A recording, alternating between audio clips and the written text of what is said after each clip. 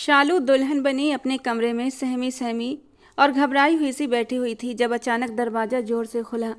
विवान गुस्से से भरा अंदर दाखिल हुआ। उसके गुस्से के कारण दिमाग की नसें तन गई थीं।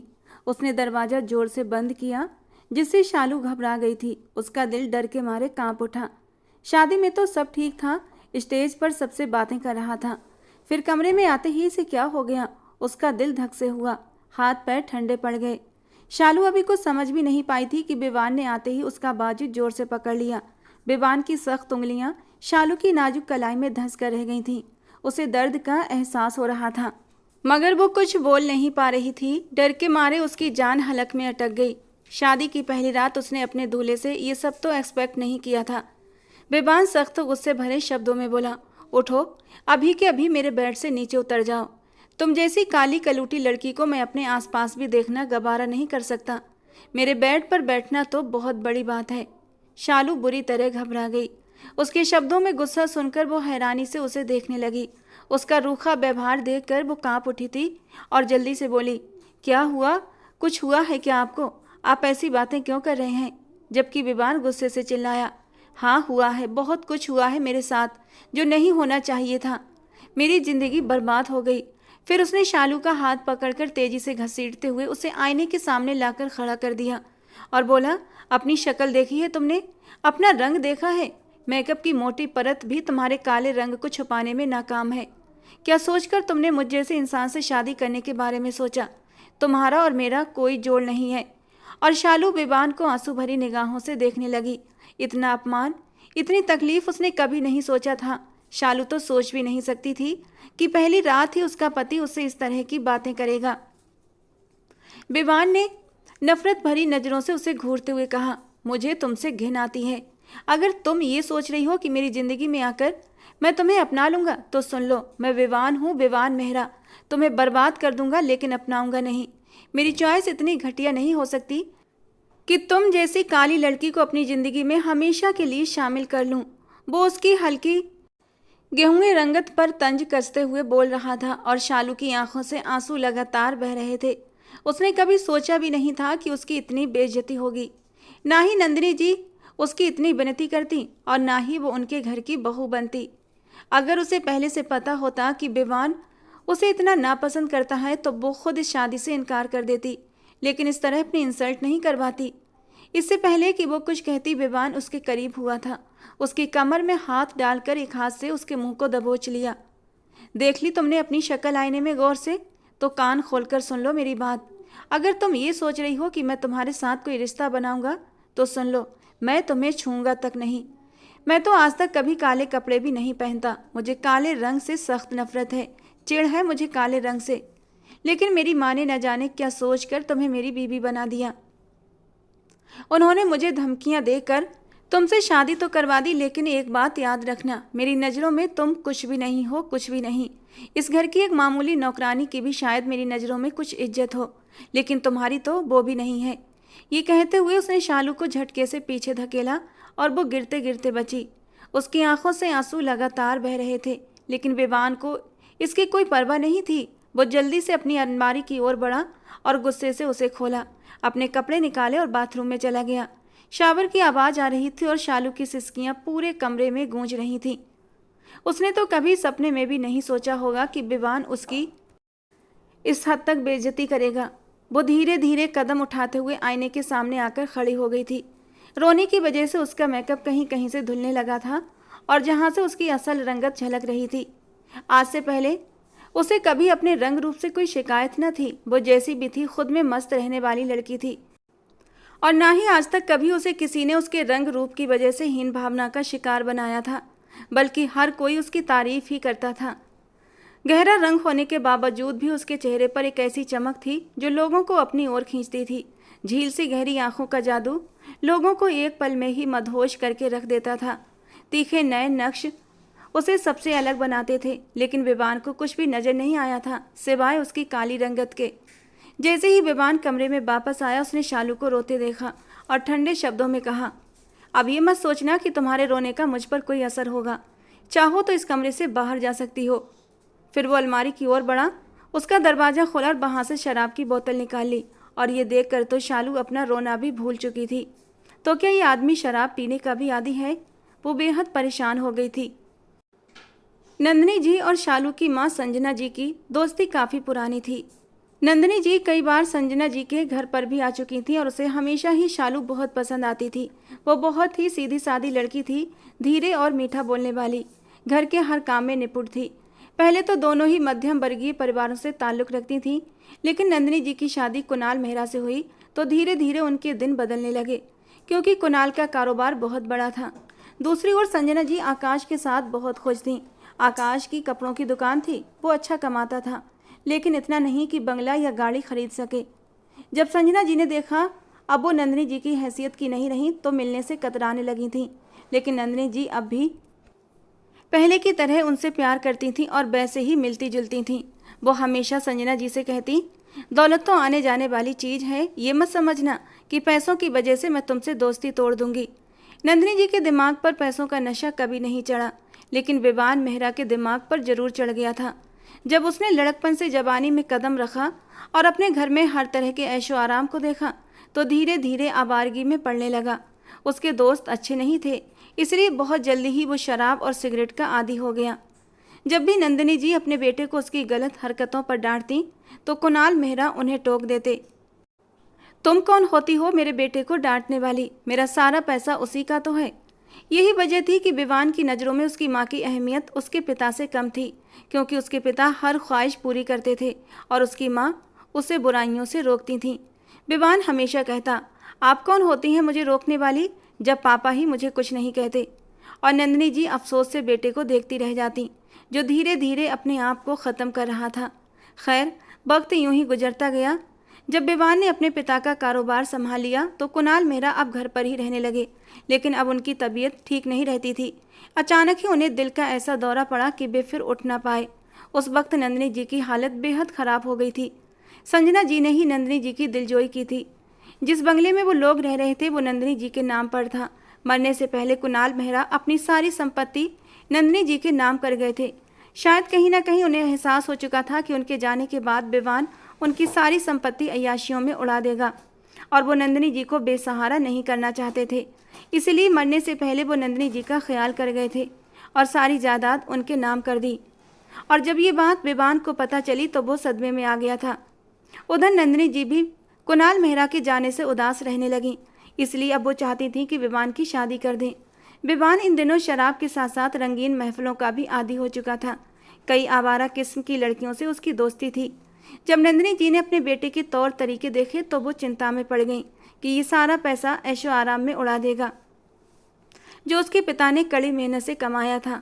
और इसीलिए उन्होंने सोचा कि इसकी शादी कर देनी चाहिए ताकि ये अपनी इच्छाएं अपनी पत्नी के जरिए पूरी कर सके। जब भी शादी का ख्याल आता तो नंदिनी जी की आंखों में भोली भाली शालू का चेहरा बस जाता और फिर इसीलिए उन्होंने शालू का रिश्ता संजना जी से आखिर मांग ही लिया। शालू ने विवान को कई बार देखा था, लेकिन उसकी आदतों से जानकार नहीं थी। संजना जी ने पहले इनकार कर दिया क्योंकि वे एक साधारण मध्यम वर्गीय परिवार से थीं और उनकी बेटी भी। लेकिन नंदिनी जी ने कहा, मेरे लिए क्लास का कोई फ़र्क नहीं पड़ता, मैं तुम्हारी बेटी को बहुत खुश रखूँगी। वे जानती थीं अगर विवान की शादी किसी अच्छी लड़की से हो जाए तो उसकी ज़िंदगी संवर सकती है। लेकिन जब विवान को ये बात पता चली कि उसकी माँ ने अपनी दोस्त की बेटी से उसकी शादी पक्की कर दी है तो वो गुस्से के मारे बेकाबू हो गया। उसने फ़ौरन ही शादी से इनकार कर दिया और बोला, आप कुछ भी कर लें, मैं ये शादी नहीं करूँगा।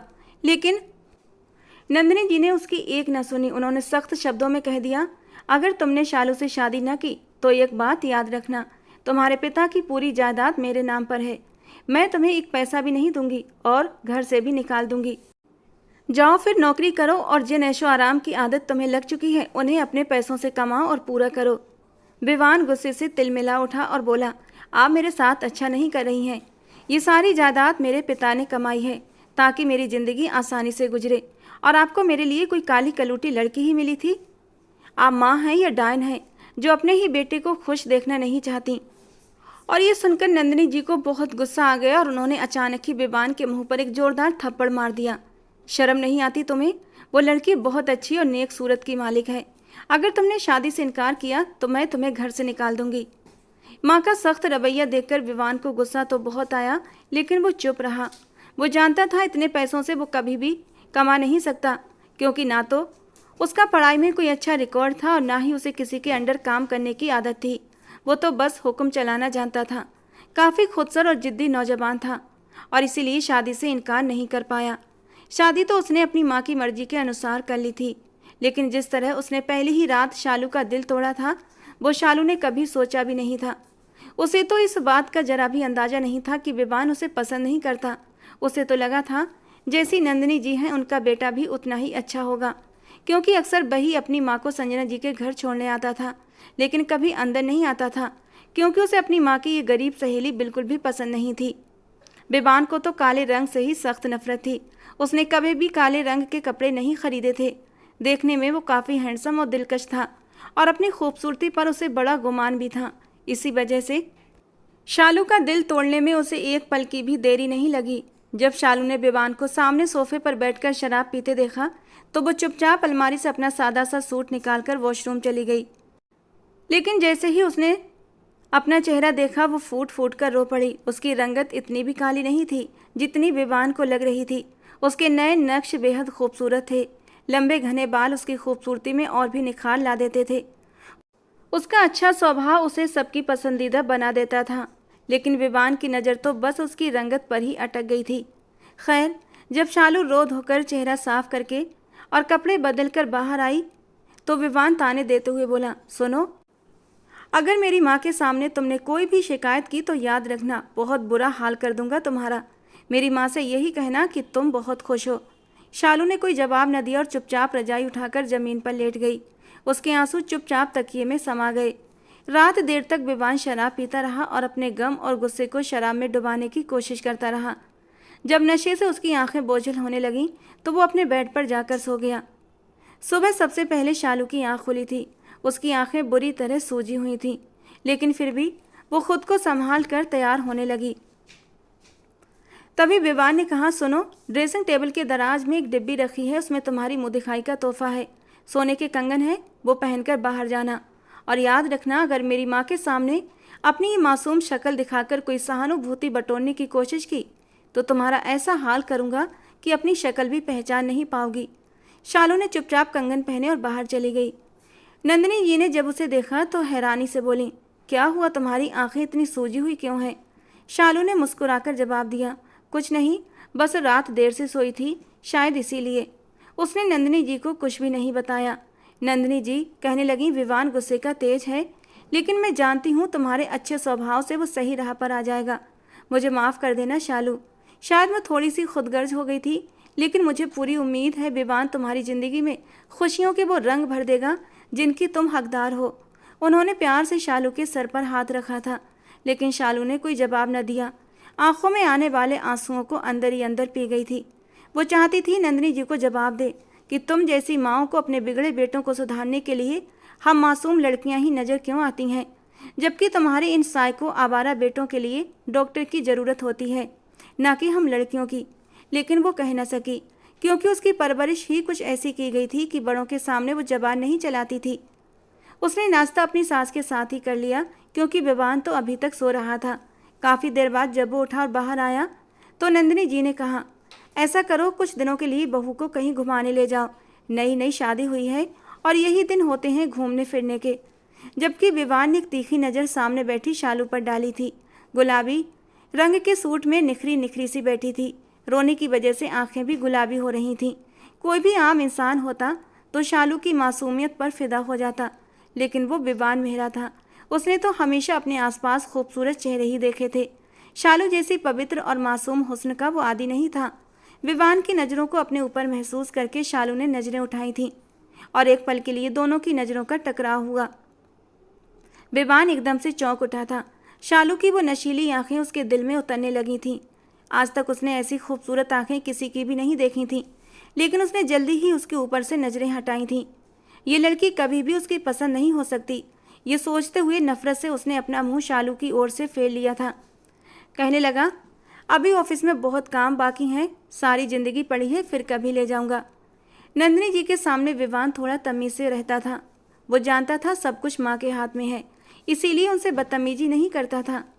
लेकिन धीरे धीरे वो हर चीज़ अपने नाम करवाना चाहता था और फिर इस लड़की को अपनी ज़िंदगी से हमेशा के लिए निकालना चाहता था। जब भी शालू कमरे में आती तो वो विवान को उसके दोस्तों से बातें करते देखती रहती, लेकिन विवान को उसकी मौजूदगी की कोई परवाह नहीं थी। एक दिन जब शालू नहाकर आई तो उसने देखा उसके बालों पर विवान का तौलिया लपटा हुआ था। जैसे ही उसने तौलिया उठाया, विवान भड़क उठा और गुस्से से चिल्लाया, तुम्हारी हिम्मत कैसे हुई मेरा तौलिया इस्तेमाल करने की। ये कहते हुए वो गुस्से में उसके करीब आया था और एक झटके से उसके बालों में लिपटा हुआ तौलिया खींच लिया। बेध्यानी में शालू उसके सीने से आ टकराई थी। तौलिया विवान के हाथ में था और उसके गीले बाल कुछ उसके कंधे पर तो कुछ शालू के चेहरे पर फैल गए थे। एक पल के लिए विवान उसकी खुशबुओं में मदहोश हुआ था, लेकिन वो विवान ही क्या जो इतनी जल्दी पिघल जाए। उसने एक झटके से खुद पर काबू पाया और शालू को दूर झटका था। फिर विवान ने जमीन पर पड़े तौलिए पर सबसे पहले शराब छिड़की और उसके बाद उसमें आग लगा दी। अपनी जेब से लाइटर निकालकर उसमें आग लगा दी। ये देखकर तो शालू के होश उड़ गए थे। वो सोच भी नहीं सकती थी विवान ऐसा भी कर सकता है। विवान ने गुस्से से कहा, जिस चीज़ को तुम छू लोगी मैं उसे जलाकर राख कर दूंगा। मुझे तुमसे इतनी सख्त नफरत है, तुम्हारी रंगत से मुझे चिढ़ है, इसलिए मेरे सामने मत आया करो और मेरी चीज़ों को तो हाथ बिल्कुल भी मत लगाना। शालू अब विवान से डरने लगी थी। उसके दिल में भी एक अजीब सा खौफ बैठने लगा था। विवान रोजाना कमरे में आकर ड्रिंक करता और फिर जब पूरी तरह मदहोश हो जाता तो बिस्तर पर आकर लेट जाता। एक दिन उसने नंदिनी जी को एक फाइल लाकर दी और बोला, मम्मा इसमें कुछ कागजात हैं जिन पर आपके साइन चाहिए, क्योंकि हर जगह आपका साइन चलता है। यहाँ तक कि जब मुझे पैसों की ज़रूरत होती है तब भी मुझे आपसे चेक साइन करवाना पड़ता है। कहते कहते विवान के बोलने का अंदाज कड़वा हो गया था। नंदिनी जी ने कहा, यहीं रख दो, पहले मैं फाइल पढ़ूंगी उसके बाद ही साइन करूंगी। विवान बोला, यानी कि आपको मुझ पर भरोसा नहीं। नंदिनी जी ने गंभीर स्वर में कहा, मैं जानती हूँ तुम आवारगी के आदी हो चुके हो और पैसे गलत जगह पर खर्च करते हो, इसीलिए मुझे एक एक कदम सोच समझकर उठाना पड़ता है। अपनी लापरवाही के चलते मैं अपना सब कुछ अपने हाथों से निकाल नहीं सकती। विवान ने सफाई दी, मैंने सब कुछ छोड़ दिया है मम्मा, बस एक शराब पीता हूँ, वो भी धीरे धीरे छोड़ दूंगा। आपकी मर्जी से शादी तक कर चुका हूँ, जबकि आप जानती हैं कि मुझे शालू पसंद नहीं थी, लेकिन फिर भी मैंने आपके फैसले को सिर झुकाकर स्वीकार कर लिया और अब भी आपको मुझ पर भरोसा नहीं। ये कहते हुए विवान की आंखों में आंसू आ गए। नंदिनी जी को थोड़ी शर्मिंदगी महसूस हुई, क्योंकि ये सच था कि विवान ने शालू से शादी की थी। अब तक शालू ने भी कभी नंदिनी जी से इस बारे में शिकायत नहीं की थी कि विवान उसके साथ कैसा व्यवहार करता है। जब भी नंदिनी जी शालू से पूछती, विवान तुम्हारे साथ ठीक से तो रहता है, तो वो हमेशा यही कहती, हाँ वे मेरे साथ बहुत अच्छे से रहते हैं। और माँ के सामने विवान शालू के साथ नॉर्मल अंदाज में ही बात करता था, जिससे कि नंदिनी जी को कोई शिकायत नहीं थी। नंदिनी जी बोली, अच्छा लाओ मैं साइन कर देती हूँ। अब विवान की दिली ख्वाहिश पूरी होने वाली थी, मगर जैसे ही नंदिनी जी फाइल पर साइन करने लगी, उसी वक्त कमरे से भागती हुई शालू आई और घबराई हुई आवाज़ में बोली, आंटी जी मेरी मम्मी की तबीयत बहुत ज़्यादा ख़राब है, मेरे पापा उन्हें अस्पताल लेकर गए हैं और मुझे भी बुला रहे हैं। नंदिनी जी ने ये सुनते ही फाइल एक तरफ रख दी और विवान को इस बात पर ज़बरदस्त गुस्सा आया कि सब कुछ उसके नाम होने जा रहा था और उस लड़की ने फिर से रुकावट डाल दी। नंदिनी जी झट से खड़ी हो गई और बोली, संजना को क्या हो गया, चलो मैं भी साथ चलती हूँ। वो भी शालू के साथ अस्पताल चली गई। संजना जी को हार्ट अटैक हुआ था, लेकिन अब उनकी हालत पहले से बेहतर थी। अस्पताल का पूरा खर्च नंदिनी जी ने ही उठाया था और शालू अपनी सास नंदिनी जी का जितना धन्यवाद करती उतना कम था। शालू इसीलिए तो नंदिनी जी के बदतमीज बेटे की कई बदतमीजियां बर्दाश्त कर जाती थी, वरना इतनी बेइज्जती कोई भी लड़की सहन नहीं कर सकती जितनी विवान शालू की करता था। लेकिन जब वो घर आई तो विवान गुस्से से भरा बैठा था और बोला, तुम्हें ये होश नहीं कि मेरे लिए खाना बनाना था? तुम्हारा पति घर पर भूखा बैठा है और तुम्हें बाहर घूमने से फुर्सत नहीं। शालू को लगा कि शायद वो उसकी माँ की बीमारी की खैरियत पूछेगा, इतनी तो इंसानियत होती है। लेकिन विवान की बात सुनकर वो बोली, घर पर नौकर मौजूद थे, आपको जो खाना था उन्हें बता देते। उसकी बात पर विवान गुस्से से बोला, मेरे सामने जवान मत चलाओ, वरना तुम अच्छे से जानती हो नौकरों के हाथ का खाना नहीं खाता। जाओ जाकर मेरे लिए खाना बनाओ। शालू ने जल्दी से किचन का रुख किया और खाना बनाने लगी। इस वक्त वो इस इंसान के मुंह लगकर खुद को और ज़्यादा परेशान नहीं करना चाहती थी। असल तकलीफ तो विवान को ये थी कि शालू की वजह से फाइल साइन नहीं हुई थी। फाइल तो अब भी उसकी माँ के कमरे में पड़ी थी और वो चाहता था बिना कुछ कहे नंदिनी जी उस पर साइन कर दें। जैसे ही वो डाइनिंग टेबल पर आया उसने देखा नंदिनी जी पहले से ही गुस्से में वहीं बैठी थीं और सामने फाइल भी रखी हुई थी। विवान को देखते ही उन्होंने कहा, ये फाइल ले जाओ। विवान बोला, मम्मा आपने साइन कर दिए? नंदिनी जी ने सख्त अंदाज में कहा, नहीं किए। मुझे नहीं पता था तुम जायदाद के लिए मुझे ब्लैकमेल कर रहे थे। तुम्हें मुझसे प्यार नहीं है, बस इस बंगले और अपने बाप की जायदाद से प्यार है। तुम चाहते हो कि सब कुछ अपने कब्जे में कर लो और मैं तुम्हारे आगे हाथ फैलाऊं। विवान ने सफाई देते हुए कहा, ऐसी बात नहीं है। लेकिन नंदिनी जी ने उसकी एक न सुनी और बोली, जब तक मैं जिंदा हूँ सब कुछ मेरे ही पास रहेगा, मैं तुम्हें कुछ नहीं दूंगी। विवान को लगने लगा कि इस सब की जिम्मेदार सिर्फ और सिर्फ शालू है, वरना उसकी माँ कब की इस फाइल पर साइन कर चुकी होती। खैर विवान का हर काम शालू ही करती थी। उसे किसी भी चीज़ की आदत नहीं थी। हर छोटी बड़ी चीज़ के लिए वो शालू को आवाज़ लगाता, यहाँ तक कि सामने रखा बटुआ तक उसे दिखाई नहीं देता था। शालू उसके सारे काम चुपचाप कर देती, लेकिन उसमें भी इतनी खुददारी थी कि जिस दिन से विवान ने उसे पहली रात ठुकराया था वो उसके पास नहीं गई थी। रात होते ही वो अपना तकिया उठाती और ज़मीन पर सो जाती। सुबह विवान के उठने से पहले ही वो कमरे से बाहर निकल जाती थी। उस दिन जब शालू सुबह सुबह सोकर उठी और कमरे से बाहर आई तो उसे नंदिनी जी कहीं भी दिखाई न दी। हालांकि शालू के उठने से पहले ही नंदिनी जी उठकर बाहर आ जाती थीं। उसे चिंता हुई तो वो उनके कमरे में चली गई, लेकिन उसकी चीख निकल गई क्योंकि वो अपने कमरे में बेड पर बेहोशी की हालत में थी। पूरा शरीर पसीने से तर था। उसने चीखते हुए विवान को आवाज़ दी। विवान भी भागा हुआ आया और माँ को अस्पताल लेकर गया, जहाँ पता चला कि उन्हें हार्ट अटैक हुआ था। समय पर इलाज मिलने की वजह से उनकी जान तो बच गई थी। कुछ दिन अस्पताल में एडमिट रहने के बाद उन्हें घर ले आए थे, लेकिन अब नंदिनी जी अपनी ज़िंदगी को लेकर शक में पड़ चुकी थीं। उन्हें लगता था कि वो अब ज़्यादा दिन तक बच नहीं पाएंगी। और फिर उन्हें विवान और शालू के रिश्ते पर भी शक होने लगा था कि विवान शालू को खुश नहीं रखता है। फिर यही सोचते हुए उन्होंने एक बड़ा फैसला किया। उन्होंने अपने वकील को बुलाया और उसके साथ सलाह मशवरा किया। अगले दिन उन्होंने विवान और शालू को अपने पास बुलाया था। विवान, मैं तुमसे एक ज़रूरी बात करना चाहती हूँ। और विवान खुश हो गया था कि शायद माँ अपनी बीमारी की वजह से सारी जायदाद मेरे नाम करने वाली हैं। लेकिन उनकी अगली बात ने विवान के सर पर बम फोड़ दिया था। मुझे अपनी ज़िंदगी का कोई भरोसा नहीं है विवान, इसलिए मैं मरने से पहले अपनी सारी जायदाद तुम्हारे होने वाले बच्चे के नाम करना चाहती हूँ। और मैं वसीयत भी तैयार कर चुकी हूँ। जैसे ही तुम्हारा बच्चा इस दुनिया में आएगा ये सारी जायदाद उसके नाम चली जाएगी, और जब तक तुम्हारा बच्चा बड़ा नहीं हो जाता उस जायदाद के तुम ही मालिक रहोगे। जबकि शालू नज़र झुकाकर रह गई थी। जब विवान उसे पत्नी का मान और सम्मान ही नहीं देता था तो बच्चा कहाँ से होगा। थोड़ी देर बाद वो अपने कमरे में आ गए थे, लेकिन विवान तो गुस्से के मारे बल खा रहा था। वो इस जायदाद के लिए कुछ भी करने के लिए तैयार था। और रात को जब शालू अपना तकिया उठाकर ज़मीन पर लेटने लगी तो विवान ने उसका हाथ पकड़ लिया। उसकी आंखों में आज कुछ अलग ही रंग चमक रहे थे। हाथ छोड़े मेरा, ये क्या कर रहे हैं? कहाँ जा रही हो? यहीं बेड पर लेटो, पत्नी हो तुम मेरी। जबकि शालू के होठों पर एक कड़वी सी हंसी आई थी। पत्नी? आज आपको कैसे एहसास हो गया कि मैं आपकी पत्नी हूँ? हालांकि पिछले 2 महीने से मैं ज़मीन पर ही सो रही हूँ। पुरानी बातें भूल जाओ और जो कह रहा हूँ वही करो। विवान ने उसे खींचते हुए अपने करीब किया था और उसकी कमर में अपने बाजू डाल दिए। फिर उसके चेहरे को अपनी उंगलियों से छूते हुए बोला, तुम एक जवान लड़की हो, तुम्हारा भी मन करता होगा अपने पति के करीब आने का, उसकी संगत पाने का, और तुम मेरी पत्नी हो तो मेरा ही ये फ़र्ज़ बनता है कि मैं तुम्हारे जज्बातों को सुकून दूँ। इसीलिए मैं तुम्हें तुम्हारे पत्नी होने का हक आज की रात तुम्हें देना चाहता हूँ। ये कहते कहते विवान ने अपने होठों से उसके नाजुक वजूद को छूना शुरू कर दिया था, जबकि शालू ने धक्का देकर उसे खुद से दूर किया था। आप मुझे बेवकूफ़ समझते हैं क्या, जो मैं आपकी चाल में आ जाऊंगी? आप मेरा एहसास करके मेरे करीब नहीं आ रहे, और ना ही आप मुझे पत्नी होने का हक और मान देना चाहते हैं, बल्कि ये सब कुछ आप सिर्फ़ और सिर्फ अपने फ़ायदे के लिए करना चाहते हैं, क्योंकि मम्मी जी ने जायदाद आपके बच्चे के नाम कर दी है और आपको अब मुझसे अपना बच्चा चाहिए। शालू के मुंह से सच्चाई सुनकर विवान गुस्से से उसकी ओर बढ़ा था।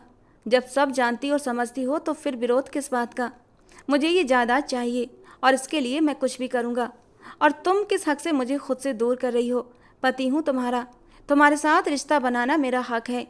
ये कहते कहते उसने शालू को अपनी बाहों में भर लिया था और जैसे ही विवान के हाथों ने शालू के डोरियों को खोला था, शालू ने उसके मुंह पर एक जोरदार थप्पड़ मारा था और उसे दूर धक्का दे दिया। खबरदार जो मेरे करीब भी आने की कोशिश की। मुझे भीख में दिए हुए तुम्हारी संगत के पल नहीं चाहिए। अगर इस रिश्ते को निभाना चाहते हो तो पूरे दिल से निभाओ, वरना मैं मम्मी जी को जाकर सब कुछ सच सच बता दूंगी और फिर ये सारी जायदाद ट्रस्ट में चली जाएगी। फिर हाथ मलते रह जाना। ये कहकर वो गुस्से से सुलगती हुई कमरे से बाहर चली आई थी, जबकि विवान अपने गाल पर हाथ रखे हैरान और परेशान था। वो तो कुछ बोल ही नहीं पाया था। वो तो इस लड़की को छुई मुई डरपोक और नाजुक सी लड़की समझता था, लेकिन ये तो तेज तूफान निकली थी। छोड़ूंगा नहीं मैं तुम्हें। विवान गुस्से से बल खाकर रह गया था, लेकिन वो मजबूर था, कुछ भी नहीं कर सकता था। और फिर उस रात के बाद विवान ने उसके करीब आने की कोशिश नहीं की थी और शालू ने भी सुख का सांस लिया था। लेकिन एक रात जब विवान घर लौटा तो उसकी हालत अजीब हो रही थी। वो इतना नशे में था कि उसके कदम जमीन पर जम नहीं रहे थे। लड़खड़ाते हुए उसने कमरे का दरवाज़ा खोला। उसी वक्त शालू कमरे से बाहर जा रही थी। वो पानी पीने के लिए निकली थी। जैसे ही उसने दरवाज़ा खोला, विवान लड़खड़ाते हुए उस पर गिरने लगा।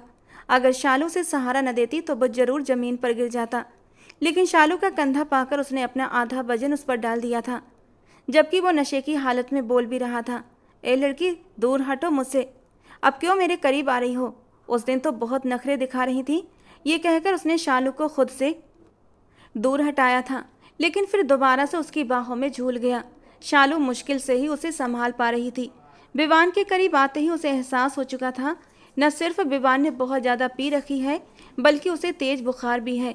बड़ी मुश्किल से ही शालू उसे बेड तक लेकर आई थी और लिटा दिया। फिर उसने उसके जूते उतारे, मोजे निकाले और एक तरफ रख दिए। शराब के नशे में ही विवान ने शालू से कहा, पानी। शालू कमरे से बाहर गई, पहले खुद पानी पिया, फिर पानी का गिलास लेकर आई और बोली, विवान पानी पी लीजिए। लेकिन विवान से उठा नहीं जा रहा था। उसकी तबीयत बहुत ज़्यादा ख़राब हो रही थी। शायद उसे ठंडी लग रही थी। वो हल्के हल्के काँप रहा था। वो तुरंत उसके पास आई और उसे उठाने में मदद की, फिर अपने हाथों से उसे पानी पिलाया। लेकिन विवान की हालत अब और भी ज़्यादा ख़राब होने लगी थी। कंबल में भी उसका बदन बुरी तरह काँप रहा था। उसने जल्दी से टेबल की दराज से कुछ दवाइयाँ निकाली और विवान को खिला दी। काफ़ी देर तक वो कमरे में इधर उधर घूमती रही, लेकिन विवान का काँपना बंद नहीं हो रहा था। वो घबराकर नंदिनी जी के कमरे की ओर भागी, लेकिन नंदिनी जी दवा खाकर सोई थी तो उनकी आंख नहीं खुलती थी। वो बेबस होकर नंदिनी जी के कमरे से अपने कमरे में आ गई थी। विवान के हल्के हल्के करहाने की आवाज़ें भी आने लगी थीं और फिर न चाहते हुए भी शालू उसके बराबर उसके कंबल में बैठ गई और उसका हाथ अपने हाथों में लेकर धीरे धीरे सहलाने लगी। विवान अनजाने तौर पर ही उसके करीब हो गया था और उसने अपना सर उसकी गोद में रख दिया। पहले तो शालू को ही करंट सा लगा था। वो उससे दूर होना चाहती थी, लेकिन इंसानियत के नाते वो ऐसा न कर पाई। विवान को इस वक्त उसकी ज़रूरत थी। वो धीरे धीरे उसका सर सहलाने लगी। विवान के वजूद का कंपन वो अच्छी तरह महसूस कर रही थी। ठंड से कांपता विवान धीरे धीरे शालू के वजूद में समाने लगा था और खींचकर उसे अपनी बाहों में भर लिया। शालू ने सोचा था जब विवान की तबीयत थोड़ी सुधर जाएगी तो वो उठकर अपनी जगह चली जाएगी, लेकिन जब दो जवान दिल एक साथ मिले तो आग तो लगनी ही थी। बुखार की और बेहोशी की हालत में भी विवान के हाथ उसके वजूद पर शरारत करने लगे थे। शालू जो उसे दूर हटाना चाहती थी, लेकिन न जाने कौन सी शक्ति थी जो उसे विवान से दूर नहीं कर पा रही थी। वो उसके हाथों को अपने ऊपर से चाह कर भी हटा ना पाई। विवान उसके नाजुक छूने लगा। कुछ ही पल में शालू बुरी तरह मदहोश होने लगी थी और मचल कर विवान के बाजुओं में सिमट गई। धीरे धीरे विवान उस पर बादल की तरह छाने लगा था। चाह कर भी शालू उसे रोक नहीं पाई और उन दोनों के बीच पति पत्नी का एक पवित्र रिश्ता बन चुका था।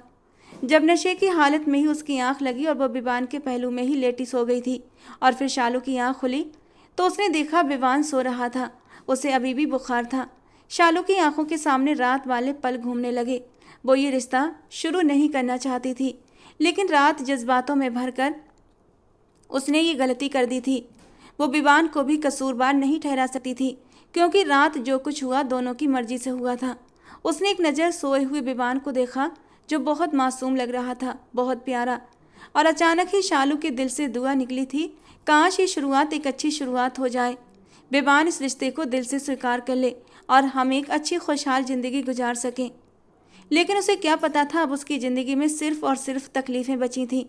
शालू उठकर बाहर आई, उसके लिए नाश्ता बनाया, फिर उसे जगाकर अपने हाथों से नाश्ता करवाया, उसे दवा दी और कुछ घंटों में ही विवान की तबीयत काफ़ी बेहतर हो गई थी। जब नंदिनी जी जागी और उन्हें पता चला विवान को बुखार है, तो उन्होंने तुरंत अपने फैमिली डॉक्टर को बुलाया। पिछले 2-3 दिनों से शालू ने विवान की बहुत सेवा की, लेकिन उसे ये एहसास नहीं हुआ कि शालू उसकी कितनी परवाह करती है। जैसे ही वो ठीक हुआ, फिर से अपने कामों में लग गया। शालू को लगा था कि शायद विवान को सब कुछ याद होगा, जो कुछ भी हुआ था। वो विवान के चेहरे पर, उसकी आंखों में कुछ तलाशने की कोशिश करती, लेकिन वहाँ वहीं ठंडे से भाव होते जो उसे अंदर तक जमा कर रख देते थे। विवान ने उससे एक बार भी बात न की थी, जबकि उसे तो लगा था वो उससे कोई शरारती, कोई रोमांटिक सी बात करेगा, लेकिन ऐसा कुछ भी नहीं हुआ था। विवान के दिमाग में तो कुछ भी नहीं था। तो क्या जो कुछ हुआ विवान को कुछ भी याद नहीं? वो नशे की हालत में मेरे करीब आया और मुझे अपना हक वसूल कर लिया। ये सोच आते ही शालू की आंखों में आंसू आ गए थे। उसे अपना आप बहुत कम महसूस हुआ था। ये मैंने क्या कर दिया? मुझे खुद पर कंट्रोल क्यों नहीं रहा? इन्हीं दिनों विवान को अपने ऑफिस की सेक्रेटरी रिहा पसंद आ गई थी। रिहा बिल्कुल वैसी ही थी जैसी विवान चाहता था। वो पूरी तरह रिहा के इश्क में डूबने लगा था। रिहा के हुस्न का जादू विवान के दिलो दिमाग पर सवार हो चुका था। वो बेहद खूबसूरत थी और विवान उस पर खूब पैसा लुटाता था, लेकिन रिहा लालची टाइप की लड़की थी। एक दिन उसने कहा, मैं आपसे शादी करना चाहती हूँ, प्लीज़ मुझे अपना लीजिए। अब तो हमारे आसपास के लोग हमारे रिश्ते पर सवाल उठाने लगे हैं। विवान ने जवाब दिया, बस जैसे ही जायदाद मेरे नाम हो जाएगी, मैं अपनी बीवी को छोड़ दूंगा और तुमसे शादी कर लूँगा। पैसे के लालच में रिहा विवान की बीवी बनने के ख्वाब देखने लगी। जब नंदिनी जी को अपने बेटे की करतूतों का पता चला, तो उन्होंने उसे डांटते हुए कहा, अगर तुम अपनी हरकतों से बाज नहीं आए तो मैं तुम्हें घर से निकाल दूंगी। विवान गुस्से में बोला, आपको मुझसे ज़्यादा उस लड़की की फिक्र है। वो आपको मेरे खिलाफ भड़काती रहती है और आप उसे कुछ नहीं कहती, बस मुझे ही धमकाती रहती हैं। अब घर में रोज़ रोज़ झगड़े बढ़ने लगे थे। नंदिनी जी अब तब तक जागती रहती जब तक विवान घर नहीं आ जाता था, लेकिन विवान को अब इस बात की कोई परवाह नहीं थी, क्योंकि उसने ऑफिस के सारे काम अपने हाथों में ले लिए थे। नंदिनी जी के पास अब ऑफिस के मामलों में कोई अधिकार नहीं बचा था।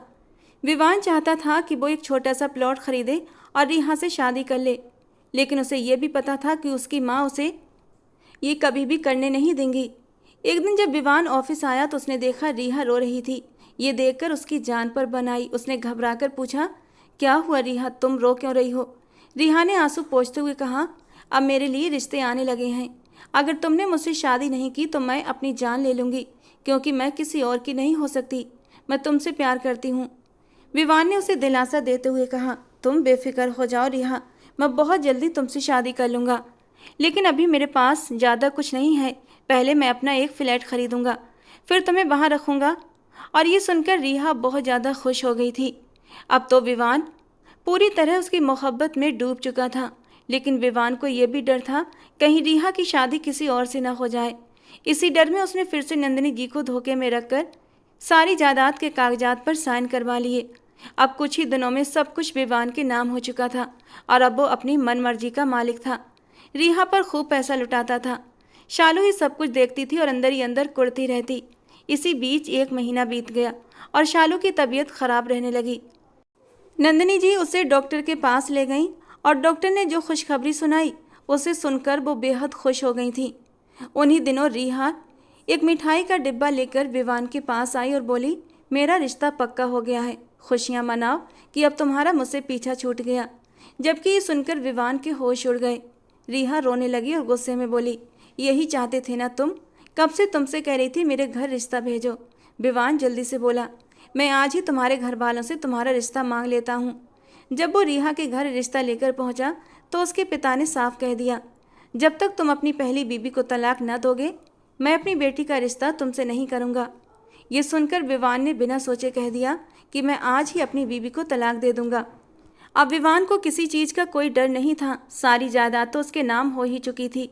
जैसे ही वो घर पहुंचा उसने शालू पर चिल्लाना शुरू कर दिया और वो सब कह दिया कि मैं तुम्हें अब अपनी ज़िंदगी में नहीं रख सकता। मैं तुम्हें तलाक देकर हमेशा के लिए तुम्हें अपने घर से निकालने वाला हूँ। और ये सुनते ही नंदिनी जी के तो होश उड़ गए थे। उन्होंने गुस्से में विवान के मुंह पर जोरदार थप्पड़ दे मारा और गुस्से से गरजती हुई बोली, पागल हो गए हो क्या? वो तुम्हारे बच्चे की माँ बनने वाली है और तुम उसे तलाक दे रहे हो? तलाक का नाम सुनते ही शालू बेहोश होकर गिर गई। जब उसने नंदिनी जी के मुंह से ये सुना कि वो माँ बनने वाली है तो विवान के शरीर में जैसे आग लग गई थी। वो गुस्से के मारे पागल हो गया, क्योंकि उसके जानने में तो उसने अब तक शालू को छुआ तक नहीं था। फिर ये बच्चा कैसे हो सकता था? जल्दी से नंदिनी जी ने नौकरों को बुलाया और शालू को अस्पताल ले गईं। लेकिन विवान के दिमाग में गुस्से और नफरत की आग जल रही थी। उसे यकीन नहीं हो रहा था कि वही लड़की जिसे उसकी माँ ने अच्छे संस्कार और पवित्र किरदार के कारण उसकी पत्नी बनाया था, ऐसा कुछ कर सकती है। न जाने उसने किसके साथ गलत रिश्ता बना लिया था। विवान तो ये सोच सोच कर ही गुस्से से आग बबूला हो रहा था। मैं शालू को छोड़ूंगा नहीं। उसने मेरी पत्नी होते हुए भी किसी और के साथ गलत हरकत कैसे की? हालांकि वो खुद भी कोई नेक इंसान नहीं था, लेकिन फिर भी ये बात उसे बर्दाश्त नहीं हो रही थी। कुछ ही देर में नंदिनी जी शालू को अस्पताल से वापस ले आई थी, लेकिन शालू इस बार विवान के कमरे में नहीं गई। उसने नंदिनी जी से कह दिया, मम्मी जी प्लीज़ मुझे मेरे घर छोड़ दीजिए। नंदिनी जी ने उसे समझाने की कोशिश की। कहने लगी, उसने सिर्फ तलाक की बात की है, तलाक दी नहीं है, और सिर्फ कहने से ये शादी ख़त्म नहीं हो जाती। लेकिन शालू आंसू पोंछते हुए बोली, मम्मी जी जब उन्होंने तलाक के बारे में सोच ही लिया है तो तलाक भी दे ही देंगे। मैं ऐसे इंसान के साथ नहीं रह सकती जो मुझे हर वक्त नीचा दिखाए और मेरी इज्जत न करे। औरत को इज्जत और मोहब्बत चाहिए, और आपके बेटे ने मुझे न इज्जत दी और न मोहब्बत। वो ये रिश्ता सिर्फ इसलिए निभा रहा था ताकि आप उसे जायदाद से बेदखल न कर दें, लेकिन ऐसे रिश्ते ज़्यादा दिनों तक नहीं चलते। शालू की बात सुनकर नंदिनी जी बोली, जब बच्चा होगा तो सब कुछ ठीक हो जाएगा। शालू ने कड़वी हकीकत सामने रखी, ये आपकी सिर्फ एक खुशफहमी है, वो कभी नहीं बदलेगा। नंदिनी जी ने उसे बहुत समझाने की कोशिश की, लेकिन शालू किसी भी तौर समझने को तैयार नहीं थी। फिर नंदिनी जी ने उसे ज़बरदस्ती गेस्ट रूम में ले जाकर लिटा दिया। अपने हाथों से उसे फल खिलाए, जूस पिलाया। कुछ देर बाद शालू सो गई, लेकिन विवान के अंदर अब भी आग भड़क रही थी। इस बार तो उसे ड्रिंक भी अच्छी नहीं लग रही थी। बार बार यही ख्याल आ रहा था कि शालू को किसी और ने छुआ है, वो किसी और के बच्चे की माँ बनने वाली है। ये उसके लिए बहुत बड़ी बात थी। भले ही शालू सांवली थी, लेकिन उसे यकीन था वो सिर्फ उसकी थी। भले ही उसने उसे कभी छुआ तक नहीं था, लेकिन उसे हमेशा यही सुकून रहता था, वो पवित्र है, बेदाग है। जैसे ही रात हुई वो अपने कमरे से बाहर निकल आया। गेस्ट रूम का दरवाज़ा खोला, सामने देखा शालू गहरी नींद में ही सो रही थी। उसे यूं बेखबर सोता देखकर विवान के अंदर और भी गुस्सा भड़क उठा। उसने आगे बढ़कर शालू का बाजू पकड़कर जोर से झंझोड़ डाला। शालू हड़बड़ाकर उठी। सामने गुस्से से तमतमाते विवान को देखकर झुंझलाते हुए बोली, मेरा हाथ छोड़िए, और वैसे भी मैं कल चली जाऊंगी, यही चाहते हैं ना आप? विवान ने दांत भींचते हुए कहा, पहले ये बताओ ये बच्चा किसका है? शालू ने नजरें झुका ली और बोली, आपको क्या लगता है? शालू का सवाल करना विवान के गुस्से को और भी बढ़ा चुका था। वो गुस्से के मारे चीख कर बोला, जो पूछ रहा हूँ उसका जवाब दो, ये बच्चा किसका है? शालू से बताना चाहती थी ये बच्चा तुम्हारा ही है। उसे उन नाजुक पलों की याद दिलाना चाहती थी, लेकिन उसके होंठ बोलते बोलते खामोश हो गए थे। इस पत्थर दिल इंसान से अपना सर फोड़ने का कोई फायदा नहीं था। शालू ठंडे लहजे में बोली, किसी का भी हो, इससे आपको क्या? आपने कौन सा मेरे साथ जिंदगी गुजारनी थी? आपने तो मुझे वैसे ही छोड़ देना था। तो आपको कोई फ़र्क नहीं पड़ना चाहिए कि मेरी ज़िंदगी में कौन है और कौन नहीं? विवान का खून खौल उठा। वो तो कुछ और सुनना चाहता था, लेकिन शालू कुछ भी बताने को तैयार नहीं थी। विवान ने शालू को दोनों बाजुओं से कसकर पकड़ा, इतना जोर से कि वो दर्द के मारे करहा उठी, और फिर वो गुस्से से चीखते हुए बोला, तुम्हें कोई और कैसे छू सकता है? विवान की बीबी को किसी और ने हाथ लगाया तो कैसे? अब वो बर्बाद होगा। तुम सिर्फ मेरी थी, मेरी ही बनकर रहना था। मेरे अलावा तुम पर कोई नज़र डाले, तुम्हें उंगली भी लगाए, ये मुझे गवारा नहीं। वो जैसे जुनूनी सा हो गया था। वो भूल चुका था कि वो तो शालू से नफरत करता था, फिर वो उसके लिए इतना पजेसिव क्यों हो रहा था? उसे ये बात क्यों गवारा नहीं हो रही थी कि उसके अलावा भी शालू की ज़िंदगी में कोई दूसरा है? शालू ने गुस्से से कहा, मैं तुम्हें कोई भी जवाब देने के लिए बाध्य नहीं हूँ। अगर तुम मुझे तलाक देना चाहते हो तो शौक से दे दो। मैं वैसे भी तुम्हारे साथ रहना नहीं चाहती। मैं ऐसे इंसान के साथ क्यों रहूं जिससे मैं बुरी लगती हूं, जिसकी नज़र में मेरी रंगत और मेरी सूरत बदसूरत है, जो हर समय मेरी इंसल्ट करता रहता है। विवान ने चीख कर कहा। कहीं नहीं जाओगी तुम जब तक मेरे सवाल का जवाब नहीं दे देती, शालू ने तीखे लहजे में कहा। अगर मैं जवाब न दूं तो क्या करोगे? विवान गुर्राया। तुम्हें जान से मार डालूंगा। शालू ने हिम्मत करके कहा। तो मार डालो। और विवान उसे बेबस नज़रों से देख कर रह गया था। उसका बस नहीं चल रहा था कि अभी इसी वक्त इस लड़की का गला दबा दे, लेकिन न जाने कौन सी ताकत थी जो उसे शालू को तकलीफ देने से रोक रही थी। वो चाह कर भी शालू पर हाथ नहीं उठा पाया था। उसने बड़ी मुश्किल से अपना बाजू छुड़ाया और गुस्से से बोली, अब तुम खुद जाओगे या मैं जाऊं? विवान गुस्से में चिल्लाया। दफा हो जाओ यहाँ से, ये तुम्हारा घर नहीं है। पहली बार विवान की सांसें तेज हो रही थीं। शालू ने अपनी चप्पल पहनी, बाहर निकल आई। उसने अपना छोटा सा बैग उठाया, उसमें मायके से लाए हुए कुछ कपड़े रखे और फिर घर से बाहर चली गई। रात के वक्त उसने ड्राइवर से कहा, बस मुझे मायके छोड़ाओ, जबकि ड्राइवर उसे इस वक्त जाते हुए देखकर घबरा कर बोला, बड़ी मैडम से तो पूछ लीजिए। शालू कड़वे स्वर में बोली, अगर तुम नहीं ले जाओगे तो मैं खुद ही चली जाऊंगी। ड्राइवर मजबूर होकर उसे उसकी माँ के घर छोड़ आया। बेटी को देखकर उसकी माँ ने चिंता से पूछा, बेटा सब ठीक तो है? शालू ने जबरन मुस्कुराने की कोशिश की। आप बीमार हैं और मेरी भी तबीयत ठीक नहीं लग रही थी, इसलिए सोचा कुछ दिन आपके पास रह लूं। असल बात वो अपनी माँ से छुपा गई, क्योंकि उसकी माँ दिल की मरीज थी और वो उन्हें कोई सदमा देना नहीं चाहती थी।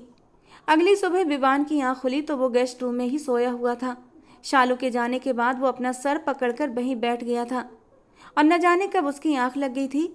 जब अपने कमरे में गया तो देखा शालू वहाँ नहीं थी। फिर नंदिनी जी ने उसे बताया कि शालू जा चुकी है। विवान गुस्से से बोला, चली जाए, लौटकर कभी मेरी जिंदगी में ना आए। नंदिनी जी ने तड़प कर कहा, अगर तुम्हें उसके साथ ऐसा ही सलूक करना था तो पहले बता देते। मैं शालू को कभी इस घर में बर्बाद होने के लिए लेकर नहीं आती। मैं तुम्हें इस घर से निकाल देती और अभी भी तुम जा सकते हो। विवान ने ठंडी हंसी हंसते हुए कहा, मैंने आपसे सारे कागजात साइन करवा लिए हैं। अब ये घर, ये जायदाद सब मेरे नाम है। आप मुझे इस घर से निकाल नहीं सकती। अब मैं अपनी मर्जी से जीऊँगा, रिहा से शादी करूँगा। ये सुनकर नंदिनी जी ने जैसे अपना दिल पकड़ लिया। वो वहीं बेहोश होकर गिर पड़ी। जब विवान ने अपनी माँ को बेहोश देखा तो घबराकर उन्हें अपनी गोद में उठाया और तुरंत अस्पताल लेकर भागा। ये सदमा नंदिनी जी बर्दाश्त नहीं कर पाई कि उनका बेटे विवान ने उन्हें धोखा दिया था। जब वो होश में आई तो विवान उन्हें घर ले आया था, लेकिन उन्होंने उससे बात करना बिल्कुल बंद कर दिया था। वो बस चुपचाप अपने कमरे में रहने लगी थीं। विवान को अपनी माँ की नाराज़गी खल रही थी, लेकिन उसे पता था वो सिर्फ और सिर्फ शालू की वजह से उससे नाराज़ हैं। अगर शालू उसकी ज़िंदगी में ना आई होती तो सब कुछ उसकी मर्जी के अनुसार हो रहा होता। विवान पहले ही रिहा से कह चुका था कि वो जल्दी ही उसके माता पिता से मिलेगा और शादी कर लेगा। एक दिन जब रिहा ने छुट्टी मांगी तो उसने उसे छुट्टी दे दी। वो वैसे भी आजकल रिहा पर कम ध्यान दे रहा था। आजकल उसका मन सिर्फ और सिर्फ शालू में ही अटका हुआ था। न चाहते हुए भी वो उसे अपने दिमाग से हटा नहीं पा रहा था। उसी दिन विवान की एक रेस्टोरेंट में मीटिंग थी। जब वो मीटिंग के बाद वापस लौट रहा था तो उसने रिहा को एक नौजवान युवक के साथ हंसते हुए खाना खाते और बातें करते देखा। रिहा के सामने बैठे लड़के ने रिहा से पूछा, और कितनी देर इंतजार करना पड़ेगा रिहा? रिहा मुस्कुराते हुए बोली, बस जल्दी ही रिश्ता लेकर आएगा। शादी के बाद उसकी सारी जायदाद अपने नाम करवा लूँगी, फिर या तो उसे अपने रास्ते से हमेशा के लिए हटा दूँगी या फिर उसे तलाक ले लूँगी। मुझे सिर्फ पैसे से मतलब है, प्यार तो मैं तुमसे करती हूँ। लड़का खुश हो गया। ये सब सुनकर न जाने क्यों विवान को बिल्कुल भी दुख नहीं हुआ। वो एक कड़वी मुस्कान के साथ वहाँ से हट गया। उसे फिर से शालू की याद आई थी, लेकिन फिर वही सवाल उसके दिमाग में घूमने लगा, वो बच्चा किसका था? और ये सोचकर वो और भी बेचैन हो गया। घर लौटकर अपने कमरे में आया तो देखा चादर बिखरी पड़ी थी। वो नौकरों से काम नहीं कराता था, कहता था कि उनके गंदे हाथों से चादर खराब हो जाएगी, इसीलिए शालू ही उसका सारा काम अपने हाथों से करती थी। खासकर उसके कपड़े पूरी सफाई से रखती थी। लेकिन जब से वो गई थी कमरा अस्त व्यस्त था। नंदिनी जी ने भी उस पर ध्यान देना बंद कर दिया था। आज विवान को बार बार शालू की याद आ रही थी। वो बिना शराब पिए घर लौटा। सुबह होते ही उसने अनजाने में कहा, मेरे कपड़े निकाल दो शालू, कोई हल्की सी शर्ट। लेकिन फिर बोलते बोलते अचानक चुप हो गया था। विवान को याद आया कि वो तो है ही नहीं। जिससे वो कह रहा था, जिस पर हक जताकर बिना किसी झिझक के काम करवाता था, जिस पर हक जताकर उसे दिन रात बेइज्जत करता था। अब वो किसे आवाज़ दे रहा था। उसने खुद अपने कपड़े निकाले, लेकिन समझ नहीं आ रहा था कि कौन सी चीज़ कहाँ रखी है। उसे अब खीज होने लगी थी। गुस्से में चीख पड़ा, क्या मुसीबत है ये। थोड़ी देर खड़ा सोचता रहा कि क्या करे और क्या नहीं। फिर कुछ सोचकर शालू को फ़ोन लगाया, लेकिन उसने फ़ोन नहीं उठाया। उसने दोबारा कॉल किया, फिर भी कोई जवाब नहीं मिला। फिर उसने एक मैसेज किया, मेरी चीज़ें कहाँ रखी हैं, मुझे कुछ भी नहीं मिल रहा। शालू ने मैसेज पढ़कर बस टेक्स्ट में लिखकर ही सब कुछ बता दिया था कि कौन सी चीज़ कहाँ रखी है। अब विवान को अपनी हर चीज़ अपनी जगह पर मिल गई, लेकिन नहीं थी तो बस इस कमरे में उसकी पत्नी नहीं थी। पहली बार उसे शालू की शिद्दत से याद आई। वो तो कुछ करता ही नहीं था, बस चुपचाप खड़ा अपने हर काम अपनी पत्नी से करवाता था, जैसे वो उसकी कोई जागीर हो। कुछ ही दिनों में उसे एहसास हो गया था कि शालू उसकी ज़िंदगी में क्या अहमियत रखती थी। लेकिन फिर वही अहंकार और वही सवाल, वो क्यों नहीं बता रही थी उसके पेट में किसका बच्चा है। पहली बार ऐसा हुआ कि रात को शालू की याद इतनी शिद्दत से आई कि विवान जैसा कठोर इंसान भी बुरी तरह तड़प तड़प कर रो पड़ा था। उसे कुछ भी अच्छा नहीं लग रहा था। फिर ये सोचकर कि उसे शालू से प्यार हो गया है, वो खुद पर गुस्सा करने लगा। मैं कैसे उस लड़की से प्यार कर सकता हूँ, मेरा स्तर इतना गिर नहीं सकता। लेकिन फिर खुद को ही झुठलाता, नहीं वो बहुत अच्छी है, उससे तो कोई भी प्यार कर सकता है, वो तो वफादारी की मूरत है। अब तो उसकी पत्नी की सांवली रंगत भी उसे बुरी नहीं लग रही थी, बल्कि उसे सोचकर अच्छा लग रहा था। मैं जाऊंगा और शालू को वापस ले आऊंगा, पूछूंगा ये बच्चा किसका है। मेरा ना भी हुआ तब भी मैं उस बच्चे को अपना नाम दूंगा। मैं शालू को दिल से अपना लूंगा। मैं भी तो शालू के साथ बेवफाई कर रहा था, शालू के होते हुए किसी दूसरी लड़की को अपनी ज़िंदगी में लेकर आया था। अगर उससे कोई गलती हो भी गई है तो मैं उसे माफ़ कर दूंगा, उसे अपना लूंगा उसके बच्चे के साथ। इन्हीं ख्यालों के साथ वो शालू के घर पहुंच गया। उसकी माँ संजना जी ने विवान को ड्राइंग रूम में बिठाया, चाय वगैरह दी। फिर बोली, बेटा उसे कुछ दिन और यहीं रहने दो, उसकी तबीयत भी कुछ ठीक नहीं है। विवान बोला, मैं उसका बहुत ख्याल रखूंगा आंटी, उसे मेरे साथ भेज दीजिए। लेकिन शालू ने जाने से साफ इनकार कर दिया। उसने कह दिया, माँ मैं इनके साथ कहीं नहीं जाऊंगी, आप इनसे कह दें कि ये यहाँ से जा सकते हैं। शालू के ठंडे और सपाट लहजे को सुनकर विवान फिर से गुस्से में आ गया। मैं कुछ सुनना नहीं चाहता, जाओ जाकर तैयार हो जाओ, मैं तुम्हारा इंतजार कर रहा हूँ, मेरे साथ घर वापस चलो। शालू बोली, आपको सुनाई नहीं देता? तलाक की बात तो आप कर ही चुके हैं। जब मेरे बच्चे की पैदाइश हो जाए तब तलाक दे भी देना। और आप मेरे पास आए ही क्यों हैं? आपकी वो खूबसूरत सी सेक्रेटरी आपके पास है ना, उसी से शादी कर लें। विवान गुस्से में बोला, मेरे साथ ज़्यादा सवाल जवाब मत करो, जाओ जाकर तैयार हो जाओ, मैं तुम्हें सिर्फ 10 मिनट दे रहा हूँ। शालू तंज कसते हुए बोली, वरना क्या करेंगे आप? वरना मैं तुम्हें ज़बरदस्ती उठा कर ले जाऊँगा। पत्नी हो तुम मेरी और तुम पर हक रखता हूँ। ये हक तुम्हें अब दिखाई दे रहा है, पहले दिखाई क्यों नहीं दे रहा था जब तुम मेरी इंसल्ट करते थे, मेरी जात के पर खच्चे उड़ाते थे। विवान आग बबूला हो गया।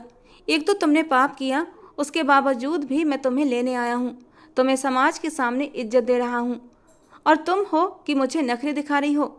शालू बेखौफ होकर बोली, मुझे भीख में दी गई इज्जत नहीं चाहिए, वो आप अपने ही पास रखिए। विवान गुस्से में वहाँ से चला गया। अपने कमरे में पहुँचते ही बड़बड़ाने लगा, ये समझती क्या है खुद को? क्या मैं इसके बिना मर जाऊँगा? नहीं आती तो मत आए, मेरी तरफ से नरक में जाए। I hate you. मैं ही पागल था कि उसके लिए मेरा दिल नरम हो गया था। सोचते सोचते वो बेड पर बैठ गया और फिर बेबसी से मुक्के बेड पर मारने लगा। वो लाख अपने दिल को समझाने की कोशिश करता, लेकिन शालू उसके दिल से निकल ही नहीं रही थी। उसने फिर से स्मोकिंग करना शुरू कर दी, फिर शराब भी पहले से ज़्यादा पीने लगा। धीरे धीरे वक्त इसी तरह गुजरता जा रहा था। लेकिन जब 9 महीने बाद उसने अपनी माँ नन्नी जी से सुना कि शालू ने बेटे को जन्म दिया है, तो उसका दिल अजीब तरीके से धड़क उठा। न जाने क्यों उसका दिल उस बच्चे को देखने के लिए मचलने लगा। लेकिन उसने खुद को समझाया, कौन सा वो मेरा बच्चा है, मेरा खून है, जो मैं उसे देखने के लिए जाऊं। नंदिनी जी बीमार होने के बावजूद गई थीं, आखिर वो उनका खून था। उन्होंने अपने पोते को देखा और उस पर पैसे भी वार दिए, लेकिन विवान नहीं गया। फिर भी उसके दिल में बेचैनी थी, जिज्ञासा थी, बच्चा आखिर किस पर गया होगा, देखने में कैसा होगा। उसके नरम वजूद को अपनी बाहों में लेने के लिए विवान का मन मचलने लगा था। बच्चे की पैदाइश को 1 महीना हुआ था कि शालू की कॉल आ गई। विवान ने फ़ोन उठाया, हालांकि वो एक ज़रूरी मीटिंग में था। फिर भी वो कमरे से बाहर निकल आया। गंभीर आवाज़ में बोला, हाँ बोलो, क्या बात है। जाने अनजाने विवान का दिल खुशी से धड़क उठा था। शायद शालू उसके साथ वापस आना चाहती है, इसीलिए कॉल की है। लेकिन शालू की अगली बात ने उसके अरमानों पर ओस फेर दी थी। शालू की आवाज़ आई, आप मुझे तलाक दे सकते हैं। और ये सब सुनते ही विवान का पारा चढ़ गया। शट अप, अपने दिमाग में ये ख्याल भी मत लाना कि मैं तुम्हें तलाक दूंगा, समझी, कहकर उसने फ़ोन काट दिया। लेकिन उसके बाद वो मीटिंग पर ठीक से ध्यान नहीं दे पा रहा था। लेकिन शायद इस बार शालू माफ़ करने का इरादा नहीं रखती थी। जब सच में तलाक का नोटिस उसके घर पहुंचा तो विवान ने गुस्से में आकर उसके कई टुकड़े कर दिए और फिर संजना जी के घर चला गया।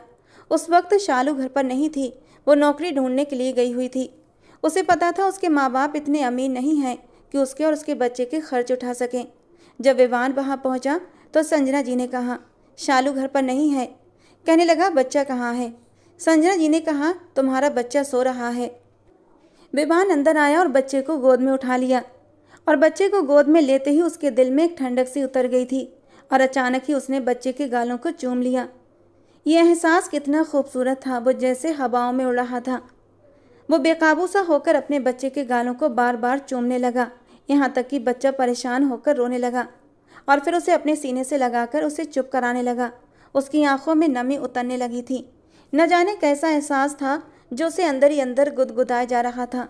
कुछ तो कनेक्शन है मेरा इस बच्चे के साथ, वरना इसे देखकर मेरा दिल यूं न तड़पता। वो बच्चे को लेकर जाने लगा कि तभी संजना जी ने उसे रोक लिया। कहाँ जा रहे हो, छोटा सा बच्चा है, अपनी माँ के बिना नहीं रह सकता। वो ठंडे लहजे में बोला, अगर माँ को मोहब्बत है तो मेरे घर के दरवाजे खुले हैं।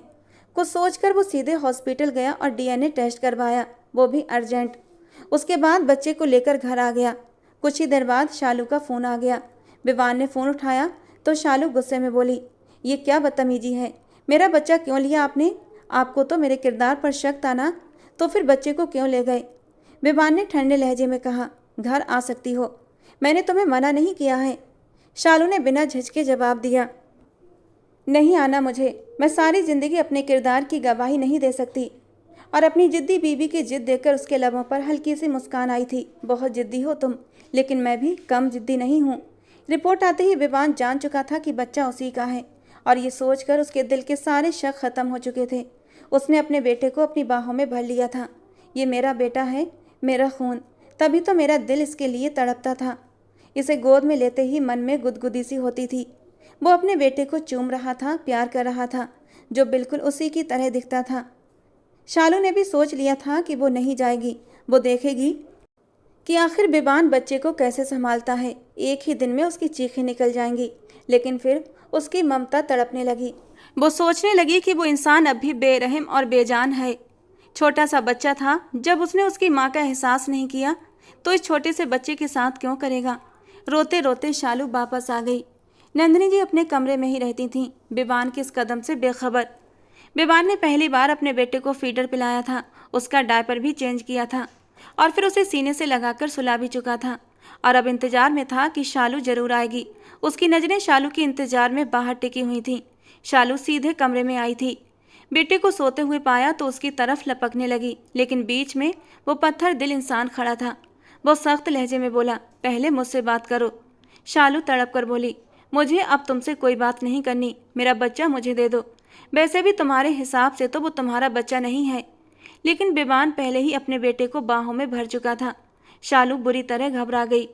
विवान बोला, मेरा ही है, मेरा खून है। शराब पीने की वजह से पता नहीं मैंने तुम्हारे साथ क्या कर दिया, तुम्हें मुझे बताना चाहिए था। शालू कड़वे लहजे में बोली, ताकि तुम खुद को भी आग लगा लेते, क्योंकि जो चीज़ मुझसे टच हो जाती थी उस चीज़ से तुम्हें नफरत हो जाती थी और मैं नहीं चाहती थी मेरी वजह से तुम खुद को नुकसान पहुंचाओ। विवान हौले से मुस्कुराया, इतनी फिक्र है मेरी तो यहीं रह जाओ ना, मैं तुम्हें कुछ नहीं कहूँगा। तुम्हारी जुदाई ने मुझे बदल दिया है। शालू ने आंसू पोंछे और तंज भरी आवाज़ में बोली, मुझे छोड़ दो विवान, मैं काली कलूटी हूँ, मेरे साथ रहकर तुम भी मैले हो जाओगे। लेकिन आज उसके ये आंसू विवान को झुलसा रहे थे। उसने आगे बढ़कर शालू को एक हाथ से अपने करीब कर लिया, एक हाथ में वो अब भी अपने बच्चे को थामे हुए था और फिर शालू के माथे पर नरमी से प्यार भरा किस दे दिया। और उसे अपने सीने से लगा लिया। फिर धीमे स्वर में बोला, मैं बेवकूफ़ था जो तुम्हें पहचान नहीं पाया। आज तुम्हें देखने का मेरा नज़रिया बदल चुका है। मेरी नज़रों से देखो तो तुमसे ज़्यादा हसीन मेरे लिए इस दुनिया में कोई दूसरी औरत नहीं है। मैं तुमसे प्यार करने लगा हूँ क्योंकि तुम मेरी पत्नी हो, सिर्फ मेरी हो, किसी और की नहीं हो सकती। शालू तड़प उठी। मैं काली हूँ, मेरा बच्चा भी काला है। बेबान मुस्कुराया। खुशकिस्मत है हमारा बच्चा जो रंग अपनी माँ का चुराया और नए नक्श अपने पापा के। देखो ना कितना खुश है हम दोनों को एक साथ देखकर। मुझे अब काले रंग से मोहब्बत हो गई है। काला रंग अब मुझे खूबसूरत लगने लगा है। शालू बार बार खुद को उसकी पकड़ से छुड़ाने की कोशिश कर रही थी, लेकिन बेबान की पकड़ और भी मजबूत हो चुकी थी। वो उसकी आंखों में देखने लगा। वहाँ उसे अपना ही चेहरा नजर आ रहा था।